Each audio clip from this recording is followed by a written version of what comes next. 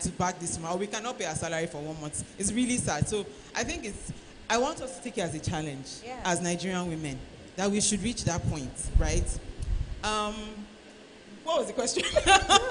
Owning your financial wealth. Yeah. Like I said, ask questions. We live in an era, you have no excuse not to learn. Zero excuse. YouTube is there. Yeah. Instagram is there. LinkedIn, you are bombarded with an information overload. Or you don't even need someone to explain it, but if you even want to pretend to be lazy, like me, find your friends.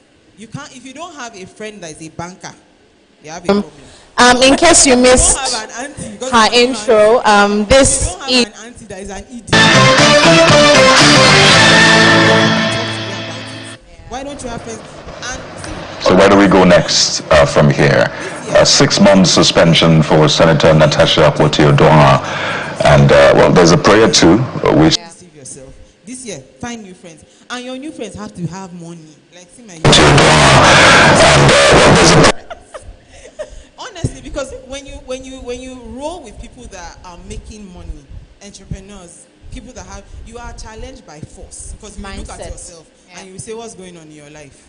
Right? So to me, if it is about being responsible with your wealth, change your friends. That's that. If I was to give you one advice, change your friends and don't pretend you cannot get information anywhere.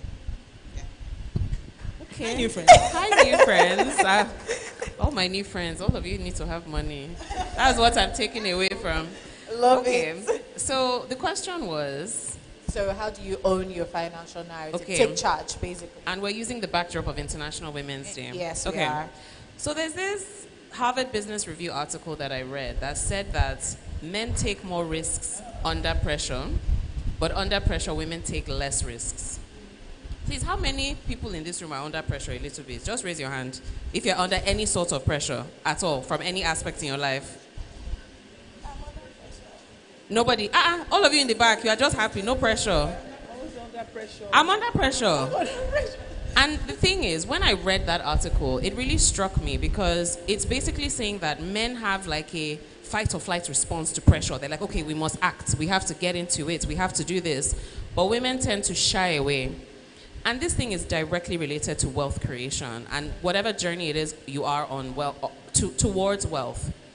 Things are hard. Things are difficult. For me, I personally had to unlearn shying away from difficult decision making. Oh, I don't want to take a risk. You know, you're a woman. You're not really supposed to do too much. Meanwhile, and I learned this. It crystallized for me when I spent so much time in Abuja. Because as you were saying, I work in Abuja. I work with the DG of an agency. I'm in a male-dominated environment. And I just saw how these men just took risks. They didn't care. I'm going to go for that contract. I'm going to go for this. I'm going to go for that. It's going to create wealth for me and the generations behind me. And that is why sometimes when you have women who take that same approach, they tend to be vilified and they tend to be looked down upon and questioned and all of that. I think what I'm trying to take away from this International Women's Day theme of accelerate action is really to say that as you go through life, you realize that every single day is behind you. So whatever decision you did not make yesterday, you are not going to get an opportunity to make that decision again. What's the worst that can happen? If you have a difficult decision to make regarding wealth and you don't want to take it because it's risky, if you don't take it, you didn't take it. If you take it and it's a risk, it either becomes a risk or a reward. The opportunity has gone if you just don't make that decision.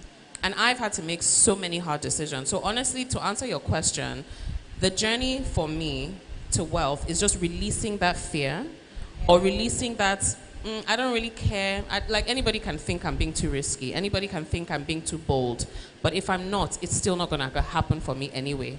So that's really what I try to encourage people. And I spend a lot of time around SMEs because of the agency I work with. And honestly, I just say it plainly.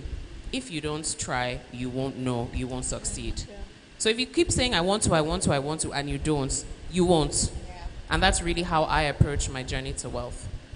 Fantastic, Moyo. I love that so much. Yes, please, let's clap, let's clap. And I think they've said it just perfectly. I mean, it's the intentionality, this mindset. Yeah. Like, we just have to decide that it's either now or never.